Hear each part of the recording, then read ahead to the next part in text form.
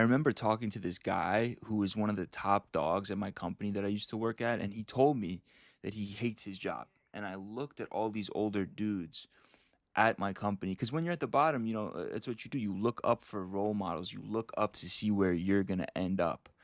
And I'd be looking at these dudes who keep in mind were like in their 40s and 50s, and these are the guys who basically got the last chopper out of Nam. And what I mean by that, it's like in terms of actually being able to financially support the quote American dream with like your standard corporate job. The guys who put their heads down and climb the ladder for the company. Hoorah, put my head down and grinded.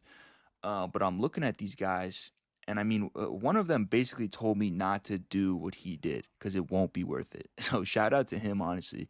But I'm looking at these guys. I remember thinking, like, I don't want to be you, bro. Like, not even on some egotistical, like I'm better than you. It's just like, no, I don't want to live out my life in this air conditioned, fluorescently lit jail cell because it's not like it gets me anything anyway. We're in this weird place now where I almost feel, me personally, I almost feel more ahead now without a job than I did when I had my corporate job. And I understand how crazy that sounds, especially because, I have lost a ton of certainty in a way. Like I don't have health insurance. You want to talk about uncertainty? An AI bot could wipe out my YouTube channel tomorrow, and that would be that.